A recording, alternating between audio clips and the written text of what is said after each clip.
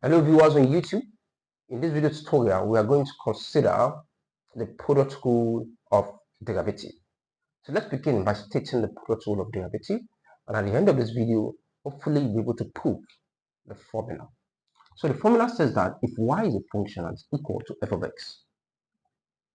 Now, if it is equal to the product of two other functions, u of x and v of x, then its derivative, the y dx, which is the same as f prime of x, is equal to the first function u of x multiplied by the derivative of the second one u prime of x, then plus the second function v of x multiplied by the derivative of the first function u prime of x. So how is this true? Let's try and investigate that. Okay, and we are going to be doing that using the definition of derivative. So from the definition of derivative, if f of x is equal to y or y equals f of x, it works in vice versa. Then the y dx is equal to the limit as h approaches 0 of f of x plus h, then minus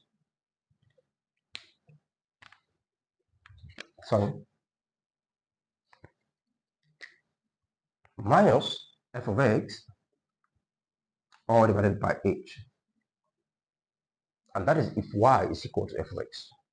Well, in this case, y is equal to f of x for e, but it is equal to the product of two other functions. So which is, it simply means if f of x is equal to u of x times v of x, then f of x plus h will be equals to what? To u of x plus h times v of x plus h.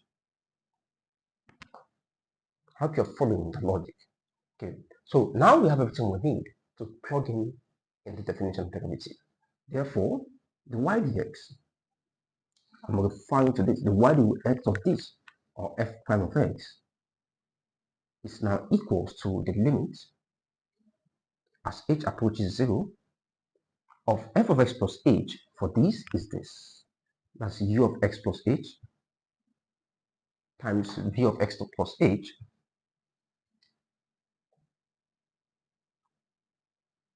then minus f of x. F of x of this is this. That's what? U of x, v of x. Perfect.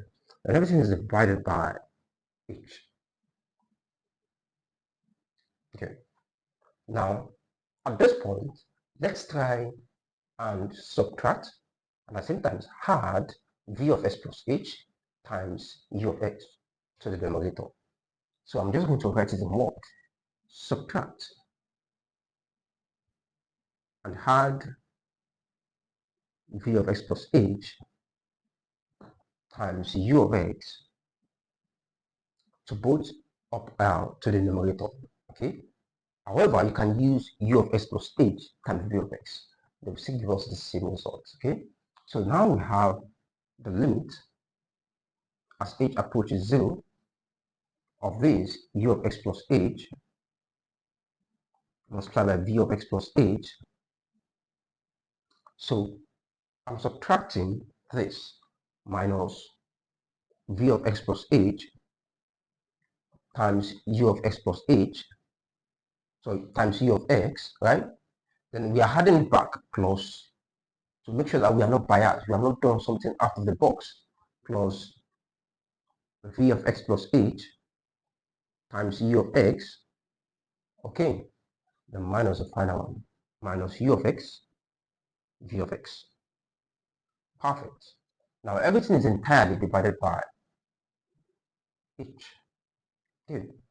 So I doubt this space, I'm not sure if it's going to be enough. So let me get rid of the ones above.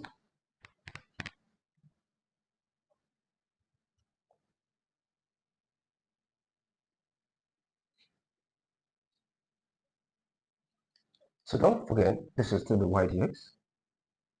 So simplifying forward, let's try and separate this out. So what I want to do is to combine this and this, keep it along with the h, then combine this and this, keep it along with the h. So therefore we have the y dx to now be equals So the limit as h approaches 0 of this u of x plus h times v of x plus h, the minus v of x plus h times u of x, okay, divided by h. So the sign in between them is addition plus v of x plus h, so times u of x, the minus u of x times v of x, and also divided by h. Perfect. Now, from our knowledge in limits, limit of addition is equal to addition of limits. So it means you can distribute this limit to this and this, since it is combined both of them. So now we have the limit as h approaches 0 of this u of x plus h times v of x plus h minus v of x plus h times u of x, then divided by h, okay, then plus the limit as h approaches 0 of v of x plus h multiplied by u of x, then minus u of x multiplied by v of x, and everything also divided by h. I hope you're following the logic. Perfect. Now, let's continue. So at this point, we can clearly see that for this part, v of x plus h is common, as you can see right there. So let's bring it out. So we have the limit as h approaches 0 of v of x plus h, v of x plus h, okay, so we are taking as a common factor, okay, the leftover is u of x plus h, alright, the minus u of x, and everything divided by h. Now for this other part, plus, what do you think is common? As you can see, u of x is common, so we can bring that as well. And we have the limit as h approaches 0 of u of x, then multiplied by v of x plus h, alright, and then minus v of x is left over, and everything entirely divided by h. Incredible. So proceeding forward, with respect to h as it approaches 0, since the limit of product is equal to product of limits, so we just plug in 0 as h here, as that one is any undefined function. So then I have equals the limit as h approaches 0 of v of x plus h.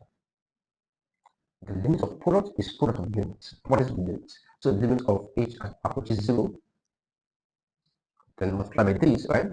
That's u of x plus h, then minus u of x, all divided by h. Incredible. Okay, I'll be following perfect. Now plus also this u of x, well, it really have no business with this way it finds itself, because the limit is with respect to h, and this is a function of x. They have nothing to share together. So let's take it out of the limit entirely. So we have plus u of x, so it's as a constant, then the limit as h approaches 0 of this one constant. Then multiply by v of x plus h, then minus v of x, all divided by h. Okay, perfect. Now we said as h approaches 0, this will lead to an undefined function. Now the v of x. Now what does this mean? What does it look like?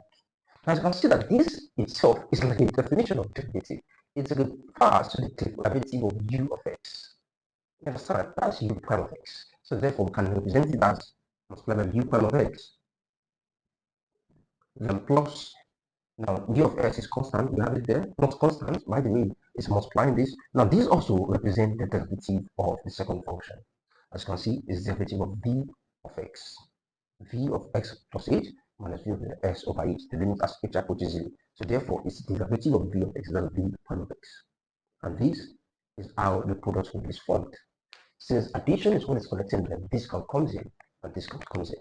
And how you believe the product will be stated as u of x times v of x, v prime of x, then plus v of x times u prime of x. Are we together? And this is how it forms. Hopefully you now know how the first transport derivative is formed. In our next video, we are going to consider how to make use of this effectively in solving calculus problem. Thank you. If you have any questions, leave it in the comment section below. Bye for now.